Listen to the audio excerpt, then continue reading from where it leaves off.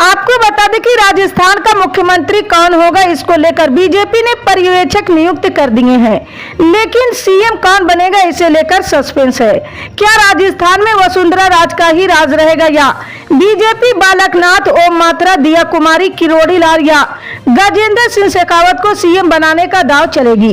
राजनीतिक विशेषज्ञों का कहना है कि बीजेपी के राष्ट्रीय नेतृत्व यदि वसुंधरा राज को सीएम बनाना है तो सीएम फेस ही घोषित कर देता, लेकिन ऐसा नहीं हुआ है। जी हां दोस्तों, पूरी खबर हम आपको एक एक कर विस्तार से देंगे, लेकिन उससे पहले आपसे छोटी सी रिक्वेस्ट करेंगे दोस्तों, अगर आपको भी लगता है कि देश में होने वाले तमाम चुनाव ईवीएम से ना होकर बैलेट पेपर से होना चाहिए, अगर आप भी हमारे बात का समर्थन करते हैं तो इस वीडियो को लाइक करके चैनल को सब्सक्राइब कर लीजिए, साथ में बेल आइकन को भी प्रेस कर लीजिए और इस वीडियो को ज्यादा से ज्यादा लोगों में शेयर कीजिए। और आप किस राजस्थान से न्यूज को देख रहे हैं कमेंट में जरूर लिखें। तो चलिए बढ़ते हैं खबरों की ओर। जी हां, पीएम मोदी के चेहरे पर ही चुनाव लड़ा गया है, जीत हासिल हुए हैं।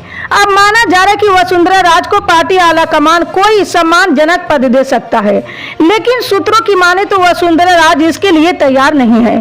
खबर यह भी है कि राज के बेटे दुष्यंत सिंह को डिप्टी सीएम बनाया जा सकता है या केंद्रीय मंत्रिमंडल में शामिल किया जा सकता है, लेकिन दोनों बातें फिलहाल अटकलों पर आधारित हैं। जी हां, सियासी जानकारों का कहना है कि राजस्थान में पार्टी किसी नए चेहरे पर ही दांव खेल सकती है, लेकिन बड़ा सवाल यह कि कौन होगा नया चेहरा। बीजेपी रिवाज बदलना चाहती है।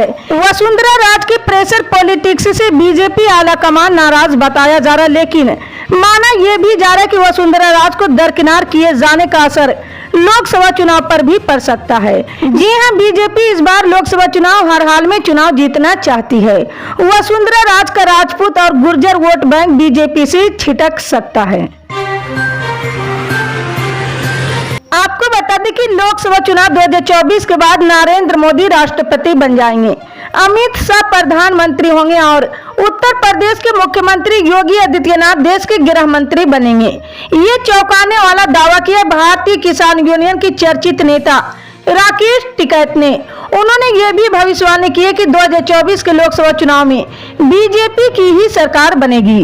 जी हां, लोकसभा चुनाव से पहले केंद्र की सत्ता से बीजेपी के नेतृत्व वाले एनडीए को उखाड़ फेंकने के लिए विपक्ष ने इंडिया गठबंधन बनाया।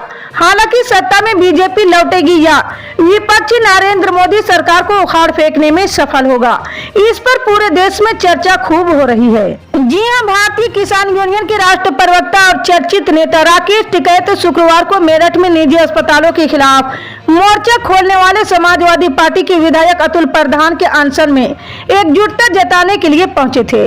उनसे जब एबीपी न्यूज की ओर से 2024 के लोकसभा चुनाव में किसकी सरकार होगी इस बारे में सवाल पूछा गया तो उन्होंने दावा करते हुए कहा कि बीजेपी ही लौटेगी। शुरुआत में नरेंद्र मोदी ही प्रधानमंत्री होंगे, लेकिन बीच में वो छोड़कर राष्ट्रपति बन जाएंगे।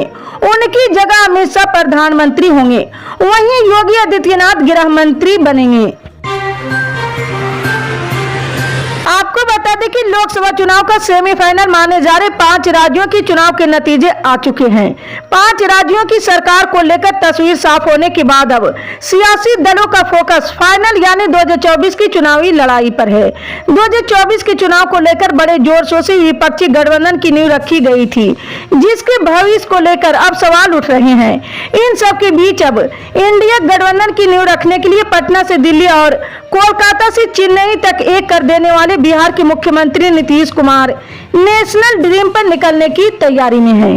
जी हां, नीतीश कुमार के नेशनल ड्रीम को उड़ान देने के लिए जेडीयू ने 2 पड़ोसी राज्यों उत्तर प्रदेश और झारखंड को चुना है। सीएम नीतीश कुमार की इसी महीने उत्तर प्रदेश में रैली होगी और अगली महीने यानी जनवरी में वो झारखंड में दूसरी रैली को संबोधित करेंगे। जानकारी के मुताबिक नीतीश कुमार की पहली रैली 24 दिसंबर को वाराणसी और दूसरी रैली 21 जनवरी को हजारीबाग में होगी। इसे लेकर जेडीयू ने तैयारियां शुरू कर दी है। आपको बता दें कि शराब बनाने वाली एक कंपनी के खिलाफ टैक्स चोरी के मामले में झारखंड और ओडिशा में कई ठिकानों पर आयकर विभाग की छापेमारी आज शनिवार को चौथे दिन भी जारी है। इनकम टैक्स अधिकारियों ने यहां अब तक कैसे भरे 156 बैग बरामद किए हैं, जिसमें 225 करोड़ रुपए से अधिक की नकदी मिली है। आयकर विभाग से जुड़े सूत्रों के मुताबिक रांची स्थित धीरज साहू की आवास से आयकर अधिकारियों की टीम शनिवार सुबह 3 बैग लेकर निकली। सूत्रों के मुताबिक इन बैग में साहू की आवास से बरामद हुए ज्वेलरी भरी थी। इसी तरह की पल पल की अपडेट जानने के लिए जुड़े रहे हमारे न्यूज इंडिया के साथ। मिलते हैं अगली बड़ी खबर में, तब तक के लिए जय हिंद।